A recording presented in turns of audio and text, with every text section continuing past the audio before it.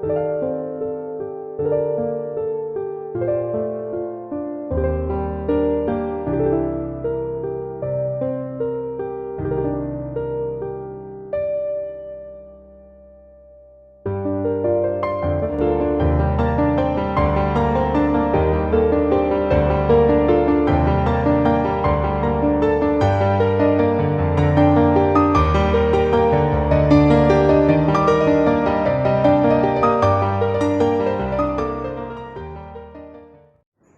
Friends, आइए आज हम फिर चर्चा करते हैं। हमारा चैप्टर नंबर 14 चल रहा था 3 डायमेंशनल ज्योमेट्री। 3D में हम पढ़ रहे थे कि एक प्लेन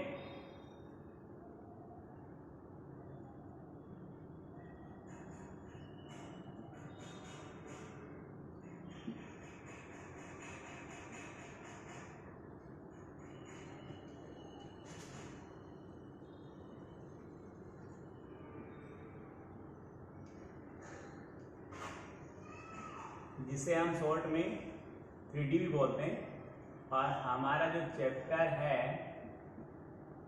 वो 14। हम समतल का समीकरण पढ़ रहे थे, और वो भी कौन सा, कि जिसकी मूल बिंदु से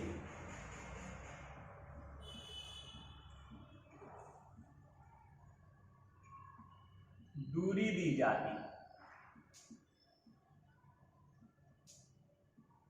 उसका हम समीकरण पढ़ रहे थे। वो समीकरण था वेक्टर आर डॉट एन के बराबर डी। एन केप का मतलब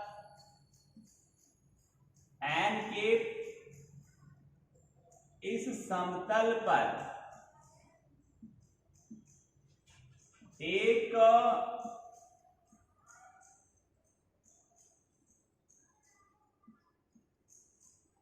इकाई लंब सदिश है। कैसा सदिश है? इकाई लंब सदिश है। यदि एक लंब तो होता है पर इकाई नहीं होता। इकाई का मीन्स जिसका मैग्नीट्यूड 1 होता है, जिसका परिमाण 1 होता है, इसका मापांक 1 होता है, उसे हम मात्रक सदिश या इकाई सदिश कहते हैं। तो जब ये एक समतल का समीकरण है और ये सदिश जो n है वो एक मात्रक सदिश होता है, उस स्थिति में जो बराबर में वैल्यू पड़ी होती है वो उस समतल की मूल बिंदु से दूरी को निरूपित करती है। The distance from the origin वो कौन होगा? d। n क्या होगा? एक परपेंडिकुलर यूनिट वेक्टर है उस समतल के ऊपर मूल बिंदु से, और r एक उस समतल पर स्थित अज्ञात बिंदु का स्थिति सदिश है, पोजीशन वेक्टर है। तो ये हुआ एक समतल के समीकरण के बारे में। यदि आपको समतल का समीकरण तो दे पर यहां n केप न देकर वेक्टर n दे दे, तो इस स्थिति में जो बराबर में पड़ी जो वैल्यू है वो उस समतल की मूल बिंदु से दूरी नहीं होती है।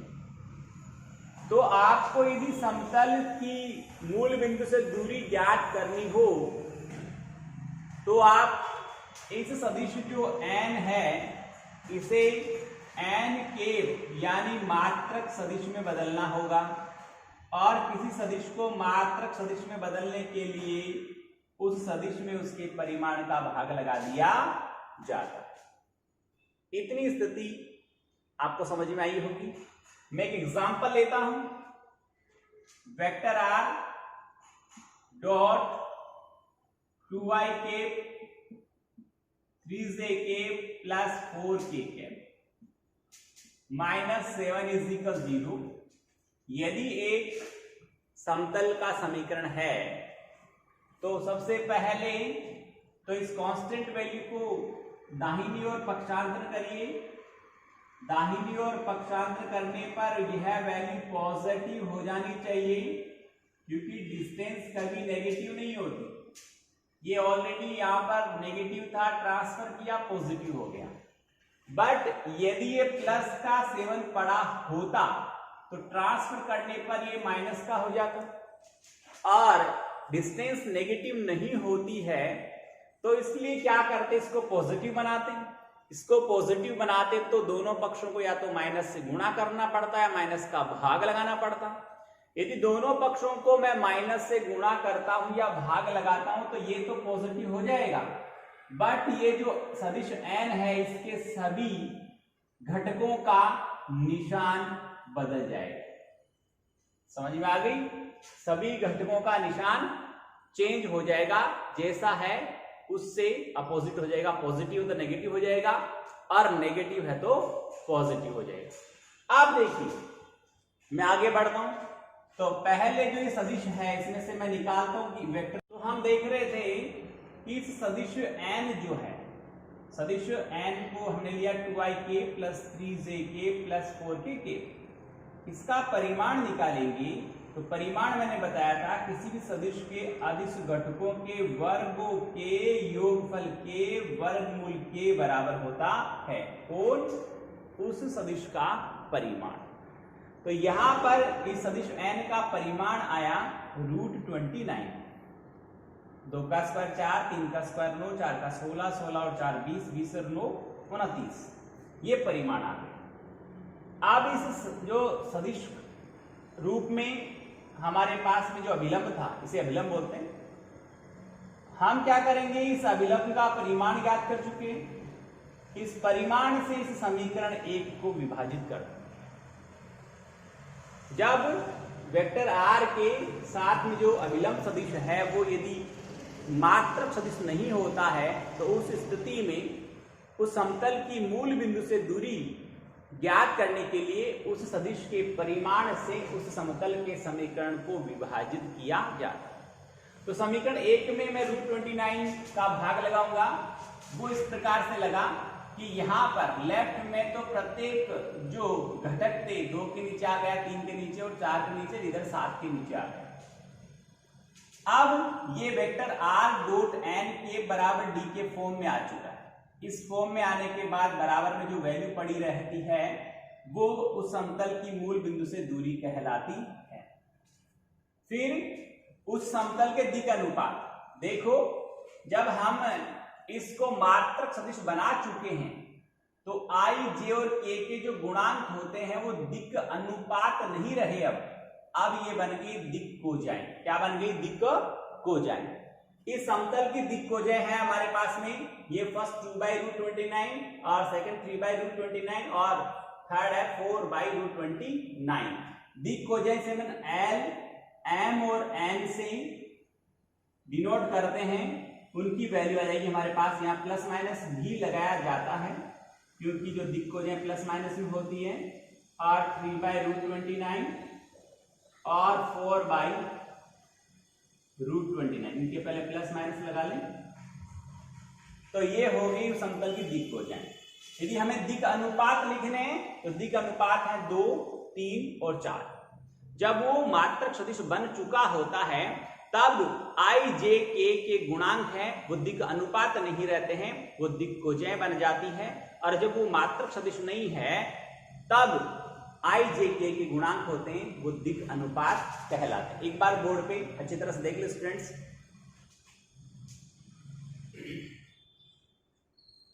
ये था एक समतल के समीकरण के बारे में संपूर्ण परिचय मैंने आपको दिया है। और कौन सा समीकरण? उस समतल का समीकरण जिसकी मूल बिंदु से हमें दूरी दी जाती है। तो उसका समीकरण मैंने बताया वेक्टर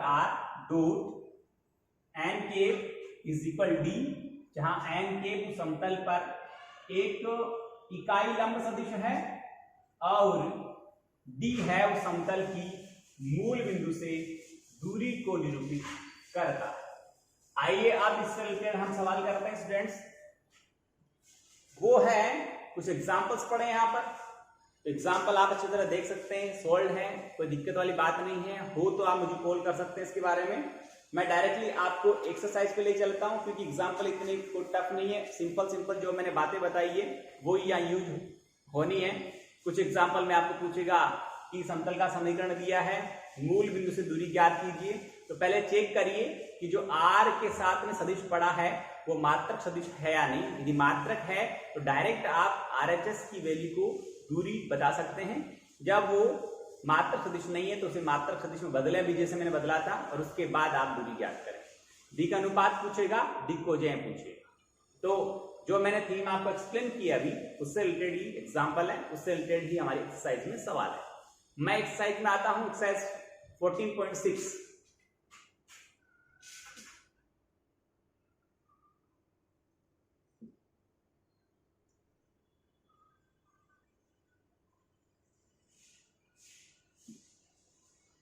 सवाल संख्या फर्स्ट की ही बात कर लेता हूं, और वो है कि उस समतल का समीकरण ज्ञात कीजिए जो एक्स अक्ष के लंब है तथा बिंदु 2, -1, 3 से होकर गुजरती है। बहुत अच्छा सवाल है। एक्स अक्ष पर लंब है तो वहां पर एक्स अक्ष पर कोई बिंदु होता है, उसके लिए सिर्फ एक्स का वैल्यू समथिंग होता है, बाकी सबका वैल्यू कुछ नहीं होता। ये सारे कंडीशंस मुझे याद है, आपको मैंने बोर्ड पे एक्सप्लेन किए थे कि एक्स अक्ष पर लंब होती है तब उसका समीकरण क्या होता है, वाई एक्स पर लंब होती है तो समीकरण क्या होता है, जेड एक्स पर लंबवत होता है समतल तो उसका समीकरण क्या होता है, समांतर होता तो क्या होता है, समपाती होता तो क्या होता है, और मूल बिंदु से गुजरता है तब क्या होता है। ये सब स्थितियां मैंने आपको अच्छी तरह एक्सप्लेन की। आप एक बार इसका आंसर यदि आपको बेटरली अंडरस्टूड करना है तो जो मैंने एक्सप्लेन किया था उस वीडियो को देख लें, और या फिर अपनी बुक में भी इस तरह की कंडीशंस पढ़ी हैं उनको अच्छी तरह देखें, तो आपको इस सवाल की थीम बहुत ही अच्छी तरह से समझ में आ जाएगी। देखिए मैं आपको एक्सप्लेन करता हूं। अभी हम देख रहे हैं जो सवाल था हमारा वो है कि एक्स अक्ष के लंबवत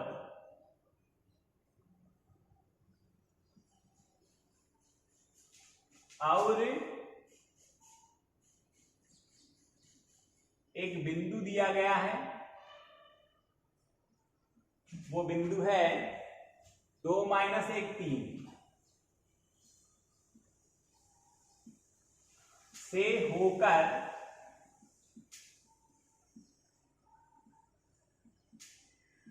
जाने वाले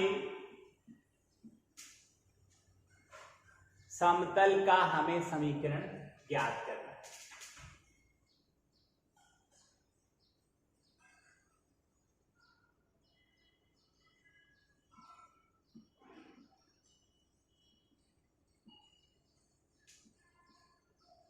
ओके, तो देखिए किसी बिंदु से सवाल के हल में, ये तो ऊपर वाला सवाल है, ये इसका हल है। किसी बिंदु, मैं पूरी थीम के साथ ही समझाता हूं, किसी बिंदु x1, y1, z1 से गुजरने वाले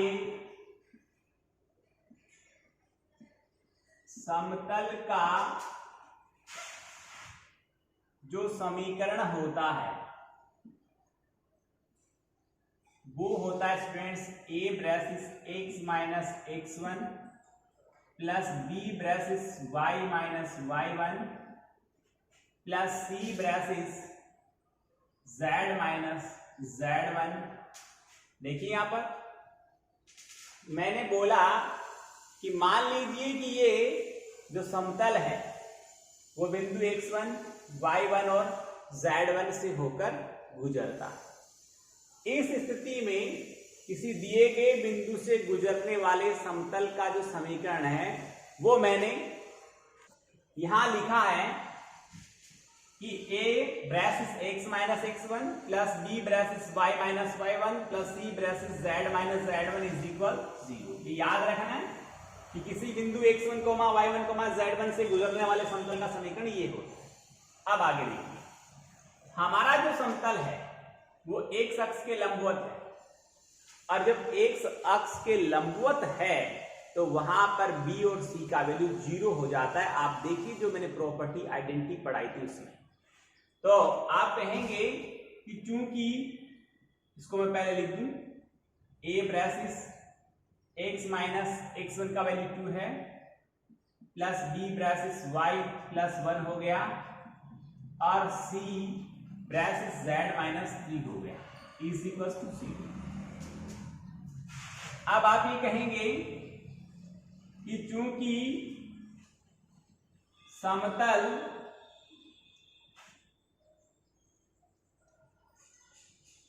x अक्ष पर लंब है,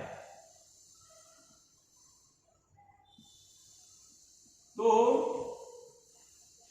समीकरण जो बन गए b बराबर c बराबर 0 है, अर्थात ax, देखना है यहां पर ax और जो d जो बनेगा, इसका दूरी जो बनेगा ax, वही ये वाला पार्ट है, वो बराबर क्या आ जाएगा हमारे पास में d आ जाएगा।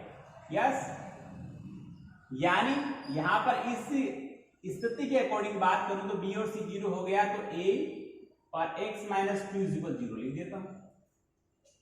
यहां a को ट्रांसफर करेंगे तो x माइनस 2 इज इक्वल 0 लिखा जा सकता है, या x इज इक्वल 2। यस, देख लीजिए आराम से, ये हुआ हमारा फर्स्ट डाउट। अब नेक्स्ट ये है कि उस समतल का समीकरण ज्ञात कीजिए जो x अक्ष तथा बिंदु 3, 2, 4 से गुजरता है। देखिए साहब, अभी मैंने बताया, इसी से रिलेटेड बताऊंगा मैं। किसी बिंदु, यहां पर देखो, ये फर्स्ट डाउट था, सवाल संख्या 1 का, जो आपको मैंने एक्सप्लेन किया, देख लिया होगा। अब मैं इसी को मर्ज करता हूं सेकंड में। तो ये बिंदु है, यहां पर हमारा बिंदु है 2, 3, 4, और x अक्ष से होकर गुजरता है। समझ ले इस बात को। तो आप क्या देखेंगे, यहां पर x अक्ष से होकर गुजरता है, उस स्थिति में यहां पर किसी बिंदु से गुजरने वाला समीकरण यही रहेगा। यहां पर बिंदु जो थे वो चेंज हो गए, y माइनस 3 हो गया और z माइनस 4 हो गया। ये बिंदु मैंने यहां x1, y1 और z1 जगह पुट कर दिया। अब यहां आगे की भाषा जो बदली वो ये है कि जो समतल है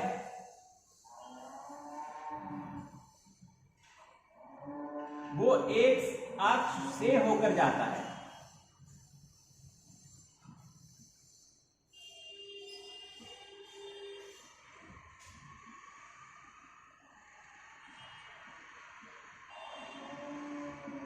ओके, x अक्ष से होकर जाता, तो वहां d का मान क्या हो गया, 0 हो गया। a b क्या हो गया, यहां पर 0 हो गया। क्या बचेगा यहां पर, यानी तो आप कहेंगे कि a इक्वल d इक्वल 0 है, तो बचा क्या आपके पास में, b y minus 3 plus c और z minus 4 is equal to 0। इसको सोल्व करेंगे तो आया हमारे पास dy minus 3b, okay, and plus cz और minus 4c is equal to 0 हो गया। जो बिंदु था हमारा वो मैंने यहां पर 2, 3, 4 लिया है, और इसके अकॉर्डिंग सवाल 100% सही जा रहा है। बुक में यहां पर 2 है और यहां पर 3 है। आप यदि आंसर मैच करने के लिए यदि कोशिश करो तो यहां पर 3, 2, 4 लेना है, वरना थीम ये चल रही है, बिंदु के कोऑर्डिनेट तो बदले हैं तो कोई दिक्कत नहीं है उसमें। और आप चाहो तो एजिट करना है तो इसको 3 बना लो, इसको 2 बना लो, ओके। यहां पर इसको 2 है और ये 4 है, 3 तो कैंसिल हो चुका है। तब यहां पर क्या आएगा हमारे पास में, 2b आएगा, और ये एजिट है, कोई दिक्कत। यहां पर आप लिखेंगे इसको नेक्स्ट स्टेप में by plus cz -2b -4c is equal to 0। Students, आप कहेंगे कि चूंकि एक्स अक्ष से गुजरने वाले समतल का जो समीकरण है वो होता है by प्लस सी जेड बराबर 0। ये थीम, ये कॉन्सेप्ट मैंने आपको एक्सप्लेन किया है, अपनी बुक में ही पढ़ा। देख ले इसको एक बार और से। तो एक्स अक्ष से गुजरने वाले समतल का समीकरण ये होता है, यानी इसमें कांस्टेंट क्या है? 0 है। केवल y और z के कोफिशिएंट हैं b और c, बट जो कांस्टेंट है वो क्या है? यहाँ पर 0 है। तो हम देखते हैं कि यहां पर ये कांस्टेंट जो -2b और -4c है, इसका वैल्यू 0 होना चाहिए। ये दो अलग अलग हैं, टर्म्स हैं b और c के। इस पूरे पद का मान 0 होने के लिए ये 2b और ये 4c बराबर होने चाहिए। बराबर होंगे तभी ये घटकर क्या हो जाएंगे? 0 होंगे। समझ में आ रही मेरी बात? तो आप क्या ले यहां पर कि 2b बराबर 4c है, तो b बराबर 2c हो जाएगा। b बराबर क्या हो जाएगा? यदि इसको 0 के बराबर रखा जाए कि 2b -2b is equal -4c is equal 0 है, दोनों के साइन चेंज हो गए। 2b इक्वल 4c है, तो b इज इक्वल क्या हो गया? यहां पर -2c हो गया। क्या आ गया? b इज इक्वल -2c हो गया। तो b की जगह क्या रखेंगे हम? 2c रखेंगे। आप कहेंगे ये रहा बराबर 0 है, तो इसके आगे जो मैंने लिखा है यहां वाला स्टूडेंट ये लेना है। तो यहां पर -2b -4c इक्वल 0 होगा, और ये 0 होगा तब value b is equal 2c आएगा। अब जो समीकरण बना उसमें b का वैल्यू क्या रखना है? -2c रखना है। आता लगा 2c रखना है, साथ में y पढ़ा था, c जो अपनी जगह है उसको एज इट रहने दो। ओके, देखिए यहां पर b इज इक्वल -2c है हमारे पास में वैल्यू, और इसका वैल्यू क्या हो जाएगा? जब b इज इक्वल -2c रहता है तब इसका वैल्यू क्या हो जाएगा स्टूडेंट्स? 0 हो जाएगा। और इस कंडीशन में हम क्या करेंगे जरा देखना है यहाँ पर। इस स्थिति में हम क्या करेंगे? b इज इक्वल -2c रखेंगे, और जो हमारे समीकरण स्वरूप था उसको एज इट इसको सोल्व हम करते हैं। तो आप देखिए क्या आएगा कि b का वैल्यू हो गया 2c और ये z। यहां पर जो समीकरण बनाया था हमने, इसमें वैल्यू रखिए, क्या आता है? वो वैल्यू हमें देगा b का value -2c bracket y -2 plus c को c पढ़ा रहने दो, और z -4 इज इक्वल टू 0। यहां c क्या आएगा? कॉमन आके 0 में चला जाएगा। ये माइनस के 2 से मल्टीप्लाई करूंगा तो माइनस का 2y और प्लस का 4 हो जाएगा, और प्लस ये जो c आके कॉमन कैंसिल हो चुका है। यहां पर क्या आएगा बताइए? यहां पर हमारी वैल्यू जो रही वो आई z -4 इज इक्वल टू 0, यानी इसका जो कॉन्सेप्ट बन गया वो -2y और 4 से 4 कैंसिल हो गया, प्लस z इज इक्वल 0, और फाइनल जो इसका फॉर्मेशन आया वो 2y - z इज इक्वल 0, यानी मैंने y के कोएफिशिएंट को पॉजिटिव बना दिया। तो ये आ गया कि x अक्ष और दिए गए बिंदु 2, 3, 2, 4 से गुजरने वाले समतल का समीकरण। ये एक्चुअल में कार्तीय रूप है, कार्टेशियन फॉर्म है। ये भी कार्टेशियन फॉर्म है समतल का, ये कार्तीय रूप है, कार्टेशियन फॉर्म होता है। तो देख लीजिए बोर्ड पे एक बार आराम से। ये मैंने सवाल संख्या 2 आपको एक्सप्लेन किया है। अब आगे बात करते हैं हम, जो हमारा सवाल संख्या 3 है, तीसरा जो सवाल है उसकी यदि हम बात करते हैं तो यहां पर वैल्यू आती है, वो देखिए स्टूडेंट्स, वो है कि एक चर समतल बिंदु PQR से गुजरता है तथा निर्देशी जो अक्ष है उनको बिंदु ए, बी और सी पर मिलता है। प्रदर्शित कीजिए कि निर्देशांक समतलों के समांतर ए बी सी बिंदु से होकर जाने वाले समतलों का जो उभयनिष्ठ बिंदु का बिंदु पथ है वो p by x plus q by y plus r by z बराबर 1 होगा। ये मैंने सवाल पढ़ा है और देखिए एक बार इसको देख लिया होगा आपने। मैं जो सवाल संख्या 3 है उसकी बात कर रहा हूं। एक समतल है वो बिंदु पी क्यू आर से जाता है। पी क्यू आर का मतलब समझिए, यानी एक बिंदु है जिसके निर्देशांक p, q, r है, वहां से गुजरता है और तीनों अक्षों को बिंदु ए बी सी पर मिलता है। आप जानते हो जब कोई समतल तीनों अक्षों से मिलता है एक साथ, इट मींस वह तीनों अक्षों पर अंतःखंड बनाता है और अंतःखंड बनाता है तो जो समतल का अंतःखंड रूप है वो हम यहां पर काम में लेंगे। x by a plus y by b plus z by c बराबर एक समतल का अंतःखंड रूप होता है, जहां पर ए, स्मॉल बी और स्मॉल सी उस समतल द्वारा तीनों अक्षों पर काटे गए अंतःखंडों की लंबाई को निरूपित करते हैं। आइए आगे बढ़ते हम। बिंदु मैंने बताया आपको पी क्यू आर है और समतल का समीकरण हमें मालूम है। आप कहेंगे माना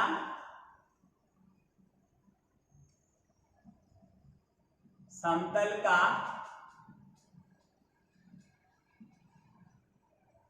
समीकरण x by a plus y by b plus z by c is equal 1 है। आप कहेंगे क्योंकि यह एक बिंदु है P, Q, R से होकर जाता है या गुजरता है कौन, समतल। तब क्या करेंगे, x, y और z उस बिंदु के निर्देशांक होते जहां से वह समतल गुजर रहा है। तो बिंदु हो गया P Q R, तो ये बन गया हमारे पास में P by a plus Q by b और plus Z by R by c is equal 1। Okay, अब आप कहेंगे कि चूंकि समतल जो है तीनों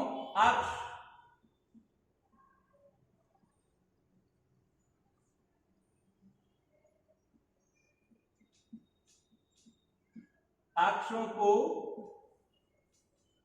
बिंदु ए, बी तथा सी पर मिलता है, तो बिंदु ए वो हो गया a, 0, 0 और b हो गया 0, b, 0 और तथा जो c वाला थर्ड बिंदु है वो हो गया 0, 0, c होंगे। अब यदि इन तीनों बिंदुओं से गुजरने वाला और तीनों अक्षों के जो समांतर, ये लिखा है कि तीनों निर्देशांक समतलों के समांतर और एबीसी बिंदु से गुजरने वाले समतल का समीकरण, आप देखेंगे कि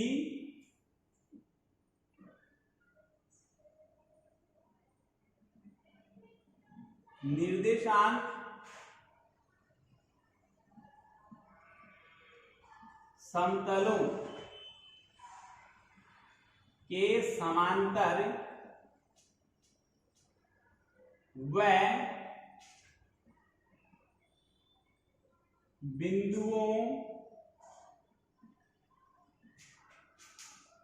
ए बी सी से गुजरने वाले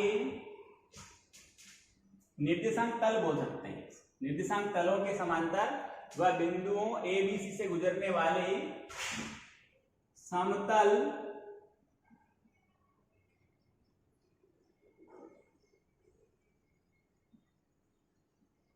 के जो समीकरण होंगे वो होंगे x बराबर a, y बराबर b और z बराबर c होंगे। समझ में आ गया? निर्देशांक तलों के समांतर और बिंदु a b c से a से गुजरने वाला x बराबर a, y बराबर b, z बराबर c हो। अब x y z के मान उठाता हूं तो यहां पर a का वैल्यू x के बराबर है, b का वैल्यू y के बराबर है, c का वैल्यू z के बराबर है। ये मान उठाकर समीकरण 1 में रख देंगे। तो यहां लिखता हूं कि समीकरण 1 से क्या था हमारे पास में p बाई a था और a का वैल्यू किसके बराबर है, x की, और q बाई b था वो y के, और r बाई c था वो z के बराबर। तो हम कह देंगे कि निर्देशांक तलों के समांतर और बिंदु ए बी सी से गुजरने वाले समतलों का उभयनिष्ठ बिंदु का बिंदु पथ p by x plus q by y plus r by z बराबर 1 होता है। ये हमारा सवाल संख्या 3 था। स्टूडेंट्स बोर्ड पे आराम से देख लें, समझ लें, अच्छी तरह तैयारी करें, कॉन्सेप्ट जरूर पढ़ें, एग्जाम्पल जरूर पढ़ें। एग्जाम्पल और कॉन्सेप्ट यदि आपको आते हैं तो सवाल में कहीं दिक्कत नहीं होगी। बहुत बहुत धन्यवाद।